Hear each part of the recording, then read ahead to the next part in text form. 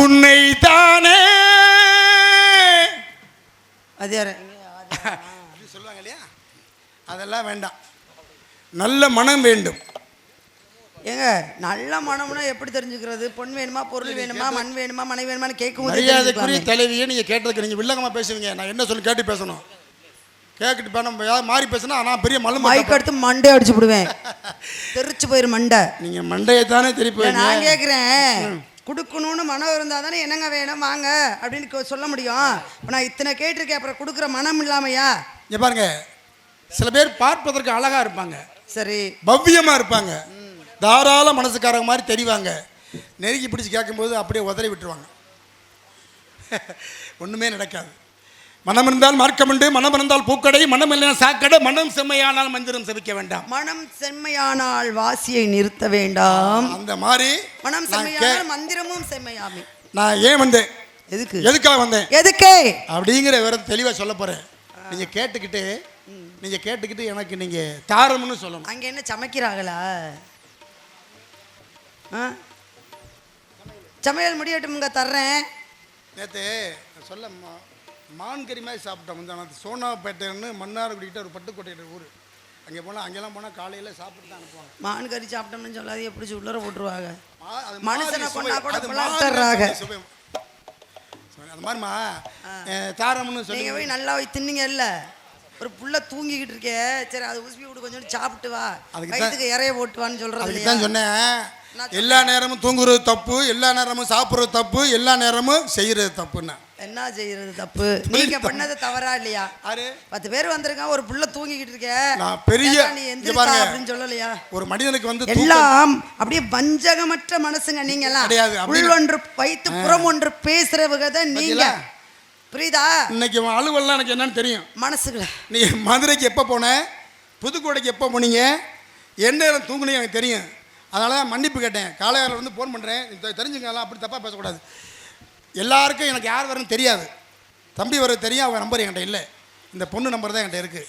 ஏன்னா இது அலைஞ்சிட்டு தூங்காமல் வரதே, தூங்குமே நினச்சிக்கிட்டு பயந்து ஃபோன் பண்ணுறேன், ஃபோன் எடுக்கலை. அப்போ இங்கே சாப்பாடு முக்கியம் இல்லை, உறக்கம் தான் முக்கியம். அந்த உறங்கனால தான் இப்போ தெளிவாக நிற்கிறீங்க, அதனால தான் உங்களை சாப்பிட கூப்பிடல. ஒத்துக்கிறீங்களா?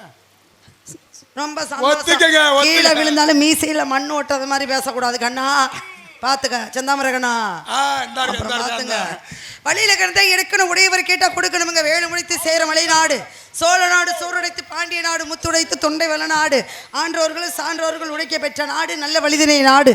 எந்த நாள் பரமன நத்திய தேடு வல்லவர் கூட்டத்தில் கூடு வல்லலை நெஞ்சினில் வாழ்த்தி கொண்டாடுன்னு சொல்லக்கூடிய கல்வியில் சிறந்த தமிழ்நாடு கண்ணா, உயர் கம்பன் பிறந்த தமிழ்நாடு, வான்புகழ் வள்ளுவன் தன்னை உலகினிற்கு கொடுத்த தமிழ்நாடு, சிலப்பதிகாரம் எனும் மணியார படைத்த தமிழ்நாடு.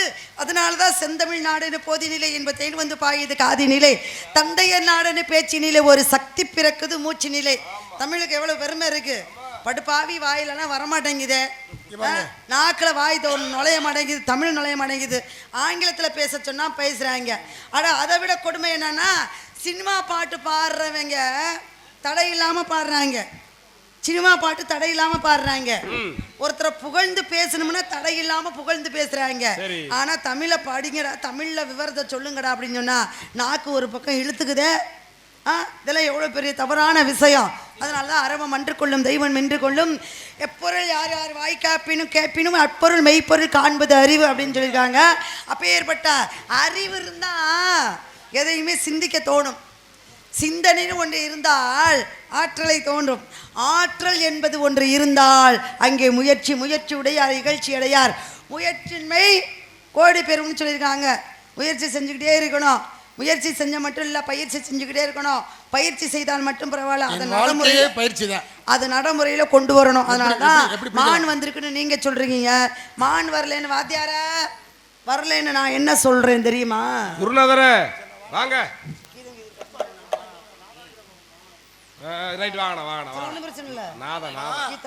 இப்போ நீங்க பாருங்க, என்ன பாருமா, என்ன அறிவை பத்தி பேசுனீங்க. அறிவுடையோர் ஆபத்தை அறிவார். உங்களை மாதிரி அழகான பெண்ணு, மோசமான பெண் இல்லை, நேசமான பெண்ணு.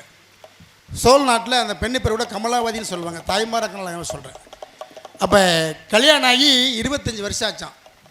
முடிச்சுக்கிறோமா, ஆளுக்கு ஒரு பாட்டு முடிச்சிடும், போயிடாதீங்க. இந்த 25 வருஷமாக எல்லா வசதி சொத்து இருக்குது, சோகம் இருக்குது, மாடு இருக்குது, மாளிகை இருக்குது, காட்டுக்கரை எல்லாமே இருக்குது சோழ நாட்டில். சொல்லுவா வேணும் செழிப்பமான நாடு. ஆனால் இவங்களுக்கு குழந்தை இல்லை. என்ன இல்லை? புத்திர பாக்கியம் இல்லை. இந்த அறிவினால் சொல்ல வர அந்த அறிவுக்கு வேலை கொடுத்தால் அறிவால் பேரன் அறிவுடையோர் ஆபத்துக்கு அறிவார் அறிவிலார் அக்தரி கல்லாதார். அப்படி அறிவால் உயர்ந்து பெரிய ஒரு வர்க்கத்தை உருவாக்குனாங்க. குழந்தை எல்லாம் என்ன பண்ணால் எல்லா வேலையும் பண்ணி பார்த்துட்டாங்க. எல்லாம் பண்ணியாச்சு, நல்லது கெட்டது எல்லாம் பண்ணியாச்சு, நன்மை இதுமே எல்லாம் பண்ணியாச்சு, குழந்தை இல்லை. சாதாரண குடும்பமாக மன்னர் பரம்பரை.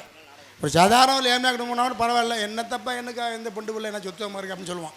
ஆனால் இருந்தாலும் வாரிசு, மன்னர் பரம்பரை வாரிசு வேணும். அப்போ அந்த அம்மா நீங்கள் சொன்ன அறிவுக்கு வேலை கொடுக்குறாங்க. எத்தனை இருந்தாலும் இப்போ எத்தனையோ ஆயக்கலைகள் அநேகம் இருக்குது. ஏன் இந்த கும்பாபிஷேகம் சொல்லி வள்ளி திருமணம் வைக்கிறாங்க? ஆன்மீக கூத்து. மேலூர் செந்தாமரை கண்ணை அலைகளை மயங்கி, புதுக்கோட்டை தேன்மொழி அலைகளை மயங்கிலாம் ஆட வைக்கல. ஐதீகம் என்ன கூத்து வந்துட்டாங்கல்ல, வந்து பெருமை பண்ணி வந்த பெண்ணு பெருமை தெரிய கொடுத்தாங்க. அந்த மாதிரி என்ன பண்ணுறாங்கன்னா ஆண்டவனை வேண்டுறாங்க. கடைசியாக ஒரு 50 வயசுக்கு மேலே ஆன்மீகத்தெல்லாம் பட்டை அடித்து ஆன்மீகம் தான் பெருசு, அதில் போனால் தான் மகிழ்ச்சி எல்லாமே. அப்போ ஆன்மீகத்தை வேண்டி அந்த அம்மா கர்ப்பவதி ஆகிட்டாங்க.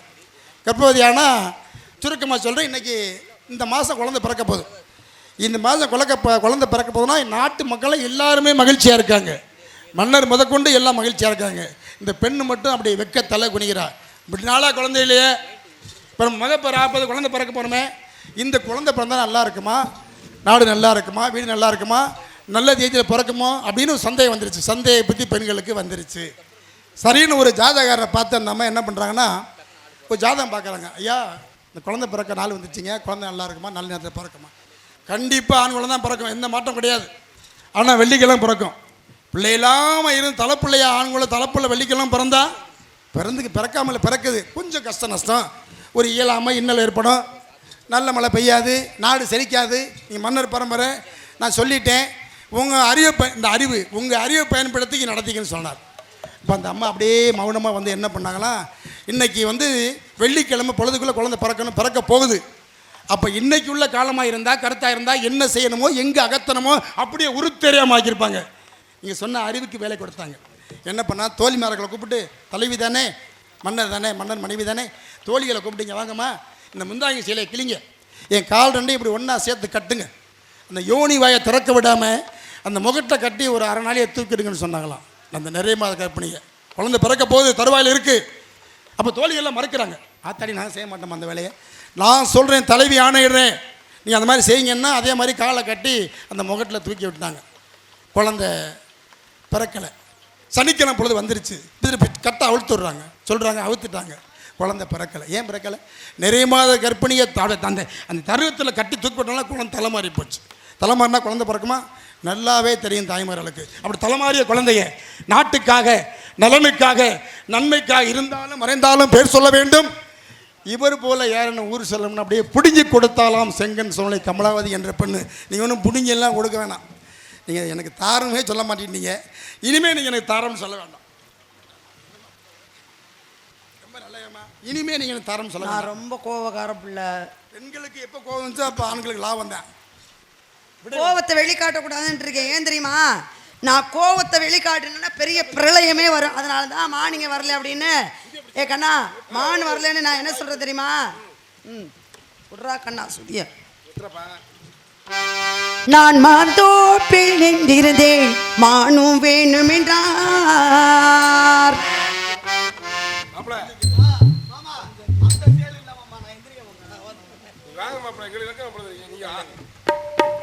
மாப்பிள்ளையும் மச்சானு விளையாண்டுட்டு இருக்கு. அது சொல்லிட்டேன், பெட்டிக்கு வாடான்னு. நான் மாந்தோப்பில் நின்றிருந்தேன், மானும் வேணும் என்றார்.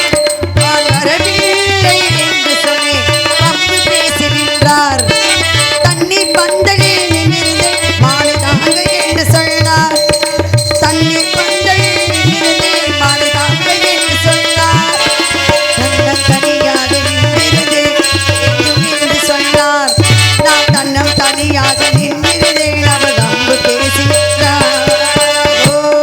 நான் தண்ணீர் பந்தலில் நின்றிருந்தேன், தாகம் என்று சொன்னார். தன்னந்தனிக்காய் நின்றிருந்தேன், மோகம் என்று சொன்னார்.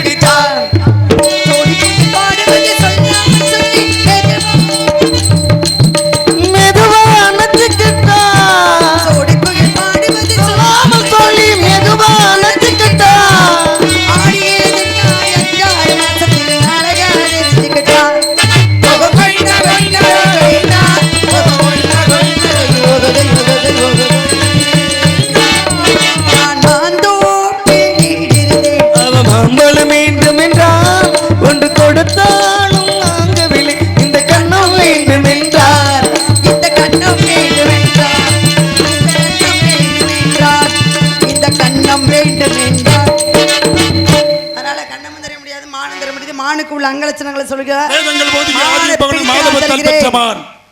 இது பாதியிலே நேர்ந்த சாபத்தின் விளைவால் பள்ளத்தில் இது அடையலாம். யாரா மறுப்பு சொல்லுங்க இல்லையா? பாட்டு பாட தெரியாதா? யாரும் சொல்லி ஆட்டு பாட தெரியுமா தெரியாதா? வசனம் பேசுறதுக்கு கூட்டி வரல. மானுக்கு உள்ள அங்கலட்சணம் தெரிஞ்சிருக்கே, பாட முடியுமா முடியாதா? சொல்றேன் சொல்லுங்க பாப்பா.